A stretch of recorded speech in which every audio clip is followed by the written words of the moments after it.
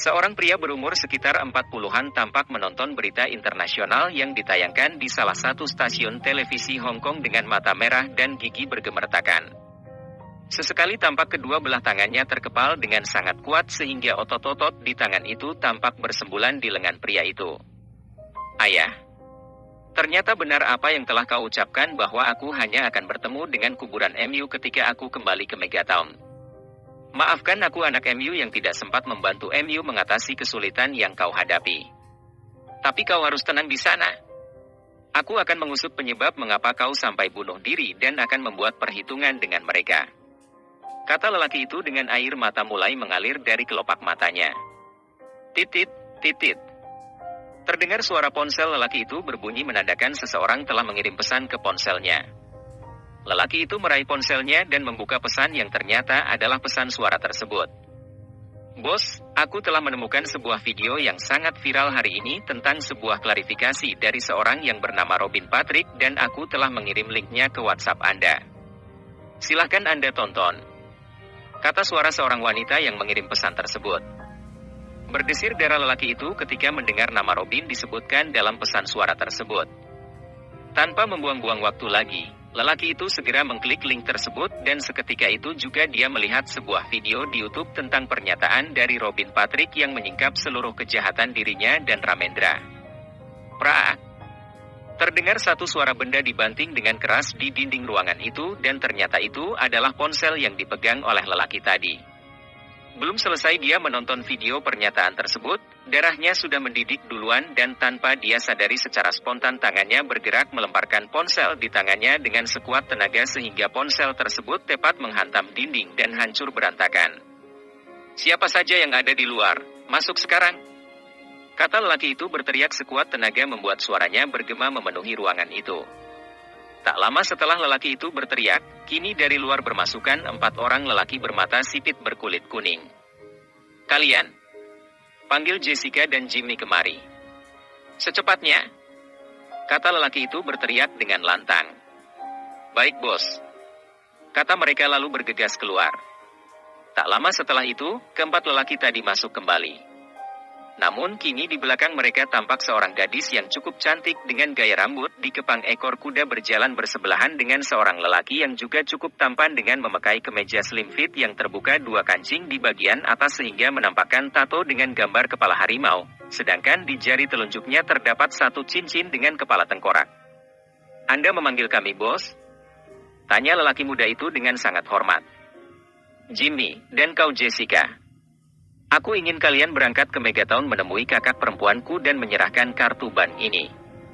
Katakan kepadanya untuk menebus kembali perusahaan milik keluarga yang disita oleh pihak ban. Kalian sudah melihat video itu bukan? Kenali wajah lelaki bangsat itu. Kemungkinan terbesar adalah dia bersembunyi di Villa Patrick di Bukit Metro City. Aku tidak mau tahu dengan metode apa yang akan kalian gunakan.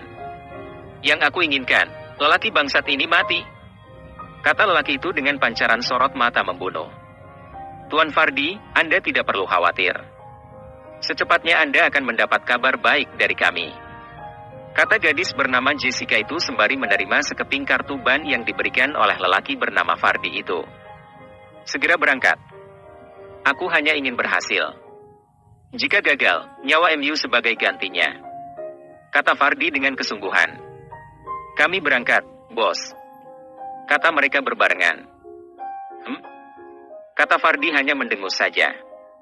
Pesawat siang ini mendarat dari Hong Kong ke Megatown dan para penumpang mulai turun menuju tempat pemeriksaan. Di antara para penumpang pesawat itu ada sepasang lelaki dan wanita berkulit kuning bermata sipit dengan keduanya memiliki wajah dingin berlalu dari lorong VIP menuju ruang tunggu di mana mereka telah ditunggu oleh beberapa pengawal. Setelah berbicara sebentar dengan para pengawal yang menjemput tersebut, kedua lelaki dan wanita muda itu kemudian masuk ke dalam mobil kemudian berlalu meninggalkan Bandara Internasional Megatown menuju ke perumahan elit Megatown. Setelah melakukan perjalanan beberapa menit, akhirnya rombongan itu pun sampai di depan sebuah villa besar yang cukup megah. Kini tampak seseorang menunggu di depan gerbang.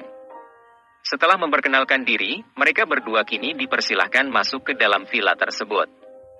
Dua orang pengawal tampak bertugas sebagai penunjuk jalan lalu membawa kedua lelaki dan wanita itu menaiki lift menuju ke lantai 2 di mana seorang wanita dengan tampang bengis telah menanti mereka sambil duduk di sofa sambil memegang tongkat pendek berkepala harimau.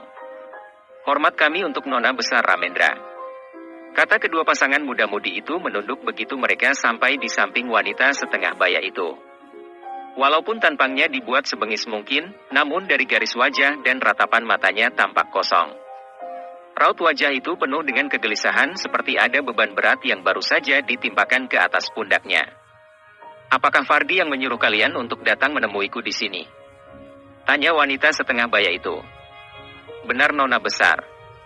Bos menyuruh kami untuk mendampingi Anda di Megaton ini sekaligus menjadi pembantu Anda untuk mengurus beberapa urusan yang masih belum terselesaikan," kata lelaki muda yang memiliki cincin lambang kepala harimau itu di jari telunjuknya. "Kapan dia akan kembali ke Megaton?" tanya wanita setengah baya itu. "Menjawab Anda Nona Besar. Bos berkata bahwa dia saat ini sedang melelang seluruh aset miliknya di Hong Kong. Setelah itu barulah dia akan kembali untuk menemui Anda," kata gadis muda yang memiliki rambut kepang ekor kuda tersebut. "Nona Besar, bos kami menitipkan ini kepada Anda. Dia berpesan agar Anda segera mengurus perusahaan yang ditinggalkan oleh mendiang Tuan Besar dan beliau berkata bahwa di dalam kartu ini memiliki uang yang lebih dari cukup untuk kembali menjalankan roda perusahaan yang sempat mengalami kebangkrutan," kata lelaki muda itu dengan hormat menyerahkan kartu ban ke tangan wanita setengah baya itu. "Baiklah. Kalian beristirahatlah terlebih dahulu. Nanti malam kita bertemu di bawah untuk membahas rencana selanjutnya sambil makan malam. Aku akan pergi dulu untuk menebus semua hutang di ban atas nama perusahaan.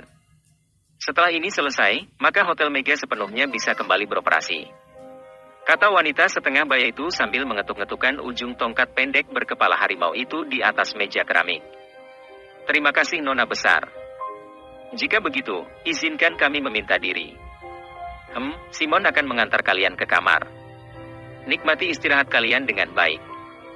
Ini karena tidak ada lagi waktu untuk bersantai dimulai dari besok," kata wanita setengah baya itu. "Kami mengerti Nona Besar. Simon, antar kedua orang ini ke kamar mereka," kata wanita itu sambil bangkit dan berjalan menuju lift.